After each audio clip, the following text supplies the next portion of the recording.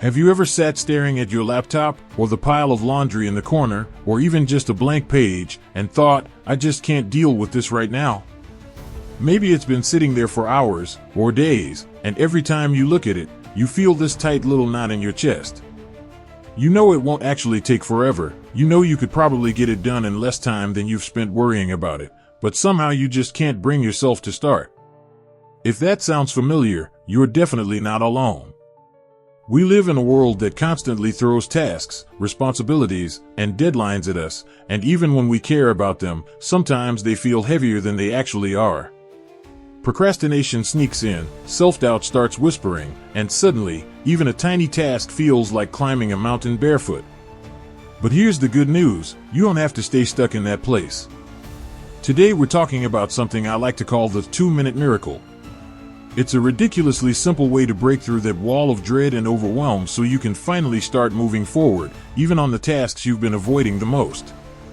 And once you learn it, you'll realize just how much power you actually have over that feeling of being stuck.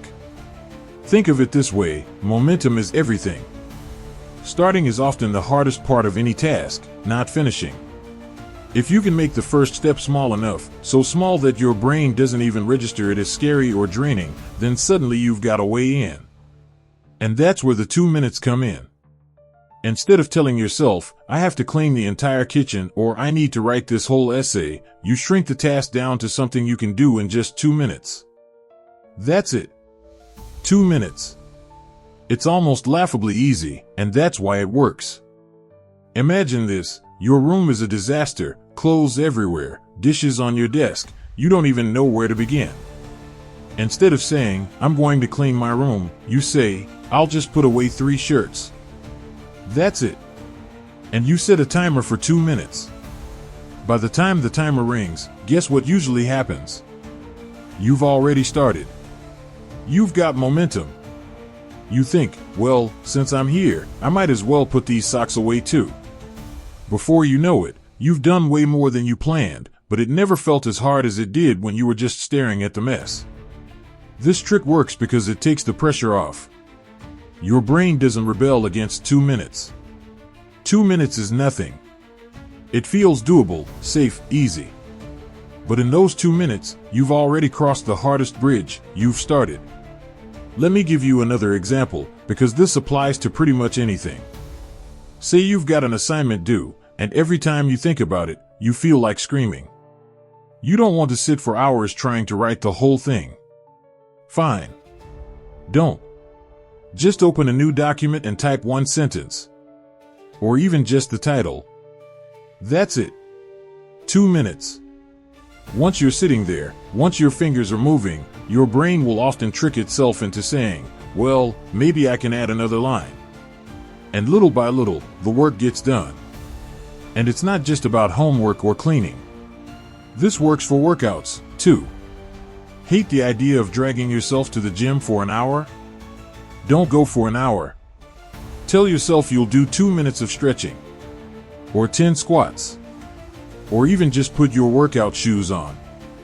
By the time you've done that tiny step, you've already shifted your energy. 2 minutes may not sound like it could change your life, but in reality, it's the doorway to everything else. Now, here's the thing I really want you to understand. The goal isn't to trick yourself into finishing the whole task in 2 minutes, although that often happens naturally. The goal is simply to break the cycle of avoidance. To prove to yourself that starting doesn't have to feel terrifying. Every time you use the 2-minute miracle, you are rewiring your brain to see tasks as approachable, not impossible. Over time, that builds confidence and resilience in ways you might not even notice at first. Let's be honest, most of the time, what's really draining us isn't the task itself, it's the story we've built around it. We tell ourselves it's too hard, too boring, too exhausting, and that story grows until it's bigger than the actual thing we're avoiding. The 2-minute rule cuts right through that story. It says, okay, fine, maybe it is big. But can I do 2 minutes? Yes. Yes, I can. I've used this in my own life so many times I've lost count. There were mornings where I dreaded writing emails, so I told myself, I'll just open my inbox and write the greeting for one message. There were days when I couldn't face doing the dishes, so I said, I'll just wash one plate. And what happened almost every time?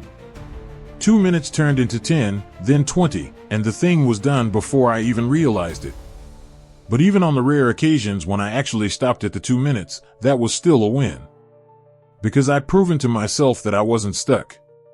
I was capable of moving forward, even if just a little. And that little bit is what breaks the cycle of guilt and avoidance that makes tasks feel impossible in the first place. So the next time you feel yourself avoiding something, I want you to pause and ask, what's the 2-minute version of this? Is it writing one sentence? Folding one shirt? Doing one push-up? Sending one text? That's where you begin. Not with the whole mountain, just with a single step that feels so easy it's almost silly. And once you've done that, you'll see how much lighter you feel. The weight of the task starts to lift, because you've proven to yourself that starting isn't as scary as your brain made it out to be. And that tiny spark of momentum? That's the miracle. Now that you've got this first tool in your hands, let's talk about how you can actually keep that momentum going once you've started. Because starting is powerful, but learning how to sustain that energy, especially when motivation dips again, is where the real change happens. So now that you've taken that first step with the 2-minute miracle, you might be wondering, okay, I've started, but how do I stop myself from slipping right back into avoidance again? That's such a good question, because it's one thing to start, but it's another to actually keep yourself moving, especially when distractions or old habits try to drag you back. Here's the truth, once you've sparked momentum, the easiest way to keep it alive is by lowering the stakes. So many of us get caught in this all-or-nothing mindset. We tell ourselves that unless we're going to clean the entire house, write a perfect essay, or finish a full workout, then it doesn't even count. That kind of thinking is exactly what makes us freeze in the first place. The cure is to redefine what success looks like. Instead of making it huge and intimidating, shrink it down until it feels friendly, approachable, and maybe even a little fun. Think about it like this: if you only wrote for 5 minutes today, it still counts. If you only walked around the block instead of running 3 miles, it still counts. Progress is progress, no matter how small, and every step builds on the one before it. When you let go of that pressure to do everything perfectly or completely, you suddenly create space for consistency. And consistency, more than perfection, is what actually changes your life. I'll give you an example from a friend of mine. She used to dread working out. Every time she thought about going to the gym, she felt like she was failing before she even began, because in her mind, success meant a full hour of intense exercise. So she avoided it. Weeks went by, and she kept saying she'd start tomorrow. But then she tried this new approach. Instead of aiming for an hour, she aimed for 10 minutes of stretching in her living room. That's it. Some nights, she stopped at 10 minutes, and that was enough. But more often than not, 10 minutes turned into 20, and 20 into 30. Over time, she not only built strength, but also completely changed her relationship with exercise. It wasn't a battle anymore. It was simply a series of doable steps. And this doesn't just apply to exercise. The same thing works for studying, cleaning, or even creative projects. If you can redefine success as showing up, even a little, then you remove the fear of failure that keeps you stuck. The 2-minute miracle gets you through the door, but redefining success keeps you inside, moving around, and realizing that you're capable of more than you thought. Another key to keeping that momentum alive is to make the task visible. I don't just mean physically visible, though that helps too. I mean keeping it in front of your mind in a way that feels encouraging, not nagging. For instance, maybe you've been meaning to practice guitar but keep forgetting. Instead of leaving it in the closet, put it on a stand in the middle of your room where you'll see it every day. Suddenly, it's not some far-off task hidden in your to-do list, it's right there, inviting you. And because of the 2-minute rule, all you need to do is pick it up and strum for a couple of minutes. That small shift makes it so much easier to start again the next day. You can also make things visible mentally by writing them down. There's something powerful about putting a task on paper or on your phone, because it stops floating around in your head where it can feel overwhelming and messy. When you write it down, you're saying, here it is. This is real. And I can handle it. And if you add a check mark when it's done, no matter how small the task, that sense of accomplishment builds its own momentum. But here's something even more important than visibility: kindness. I know that sounds a little cheesy, but hear me out. So often, the reason we stay stuck is because we beat ourselves up for not doing enough. We tell ourselves we're lazy, or unmotivated, or falling behind. That kind of self-talk doesn't inspire action. It makes us feel worse, and when we feel worse, we avoid even more. The cycle just keeps spinning. What if, instead, you practiced kindness with yourself the way you would with a friend? Imagine your best friend told you they were struggling to start studying for an exam. You wouldn't say, "Wow, you're so lazy, what's wrong with you?" You'd probably say something like, "Hey, it's okay. Why don't you just start small? Open your notes, and maybe you'll find your flow." That's the voice you need to use on yourself. The 2-minute miracle works so beautifully because it aligns with kindness. It doesn't demand that you do everything all at once, it just asks you to start. And when you combine that with redefining success and making tasks visible, you create this little ecosystem where progress feels natural instead of forced. You're not pushing yourself uphill anymore, you're just walking steadily on a path that feels manageable. I remember one time when I was facing a huge writing project that felt impossible. I kept putting it off, feeling guilty every day. Then I decided to use these exact strategies. I told myself, all you have to do is write for 2 minutes. Even if it's nonsense. I opened my laptop, typed a couple of sentences, and then closed it. The next day, I did the same thing. And the day after that. By the end of the week, those little sessions had snowballed into actual pages, and the dread I felt at the beginning had completely disappeared. It was still work, of course, but it no longer felt like a monster lurking in the corner of my room. That's the power of lowering the stakes, making things visible, and treating yourself with kindness. It keeps the momentum alive after those first 2 minutes, so you don't fall back into that spiral of avoidance. You start to trust yourself again. You start to believe, I can do this, even in small steps. And once you believe that, the resistance that used to paralyze you loses so much of its grip. Once you've built that trust with yourself, something amazing starts to happen. You begin to notice that the tasks you used to dread don't feel as heavy anymore. They become part of your rhythm. And that's where we can take things one step further, by adding a layer of meaning and motivation that keeps you going even when the initial excitement fades. Because let's be real, some days, even with the 2-minute miracle and lowering the stakes, you'll still feel resistance. That's just part of being human. On those days, it helps to connect what you're doing to something bigger than the task itself. In other words, remind yourself why it matters. Think about brushing your teeth. Most of us don't debate with ourselves about whether to do it, we just do it. Not because brushing for 2 minutes is so thrilling, but because we've connected it to something bigger, staying healthy, avoiding pain, feeling fresh. The task itself is small, but the meaning behind it is powerful. You can apply the same mindset to any area of your life. If you're struggling to study, ask yourself, why am I studying? Maybe it's not about the test, it's about proving to yourself that you can follow through, or opening doors for your future. If you're avoiding exercise, maybe it's not about today's workout, it's about having the energy to play with your kids or feel confident in your own skin. When the task connects to something that actually matters to you, those first 2 minutes carry a lot more weight. They're no longer just about folding one shirt or writing one sentence, they're about aligning with the kind of person you want to become. And speaking of becoming, let's talk about identity. This might sound like a small shift, but it's one of the most powerful things you can do. Instead of saying, I need to do this task, start saying, this is who I am. For example, instead of, I need to work out, you say, I'm someone who takes care of my body. Instead of, I need to write, you say, I'm a writer.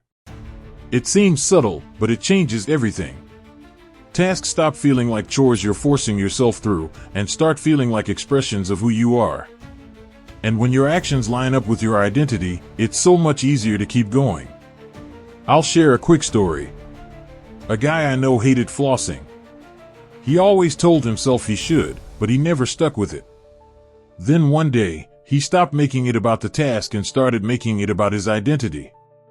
He told himself, I'm the kind of person who takes care of my health, even in small ways. That shift made it easier. He no longer argued with himself each night, he just did it, because it was part of who he was becoming. That's the magic of identity. When you connect your tasks to the story you want to live, they stop being optional, they become natural. Of course, even with meaning and identity, there will be days when your energy is low, your motivation is nowhere to be found, and you just don't feel like it. On those days, I want you to remember this: showing up matters more than doing it perfectly. If you can show up for 2 minutes, even when you don't feel like it, you've won. You've kept the chain alive, you've kept your momentum, and you've proven to yourself that you're capable of pushing through. Some days, 2 minutes really is enough, and that's okay. Those small wins stack up. And here's something else to keep in mind: you don't have to do this alone. Sometimes, accountability makes the difference between starting and staying stuck. That doesn't mean you need a coach or a teacher breathing down your neck. It can be as simple as telling a friend, hey, I'm going to work on this for 5 minutes, or joining a study group, or even posting your progress online. The act of sharing your intention with someone else can give you that little nudge to follow through. And once you've started, momentum takes over, just like before. Now, if you've been listening to all of this and thinking, it can't be that simple, let me remind you, simple doesn't mean easy. But simple is what makes it doable. The 2-minute miracle isn't about tricking you into working harder, it's about freeing you from the cycle of avoidance and dread that holds you back. When you start small, lower the stakes, connect your tasks to meaning, and see them as part of your identity, you create a system that's so much stronger than waiting around for motivation to magically appear. And the beauty of this system is that it grows with you. At first, maybe 2 minutes feels like a victory. Later, it becomes 10 minutes, then 20, then an hour. You don't have to force it, the momentum builds naturally. Before long, you'll look back and realize that the things that once felt impossible are now just part of your daily flow. So here's what I want you to take away from this: you don't need to wait for the perfect moment, or the perfect mood, or the perfect plan. You don't need to climb the whole mountain in one go. You just need to take the first step, and that step can be as small as 2 minutes. 2 minutes of writing. 2 minutes of cleaning. 2 minutes of moving your body. It may not seem like much, but it's enough to break through the wall of resistance and start building the momentum you need. And once you've started, everything changes. You prove to yourself that you're capable. You shift your mindset from I can't to I just did. And that proof, that evidence, is what fuels you to keep going. If you've ever felt stuck, overwhelmed, or trapped by procrastination, I want you to know this: you're not broken, you're not lazy, and you're not alone. You just need a way to begin. And now, you have it. So the next time you find yourself staring at that pile of laundry, or that empty page, or that unopened inbox, take a deep breath and say, okay. Just 2 minutes. That's it. Start there. Watch what happens. And if this helped you, I'd love to hear about it. Share in the comments what task you're going to try this with, or how you've used the 2-minute miracle in your own life. Don't forget to hit like if this gave you a little spark today, and subscribe if you want more tips and encouragement like this. Remember, big changes start with small steps. And sometimes, the smallest step of all, just 2 minutes, is enough to change everything.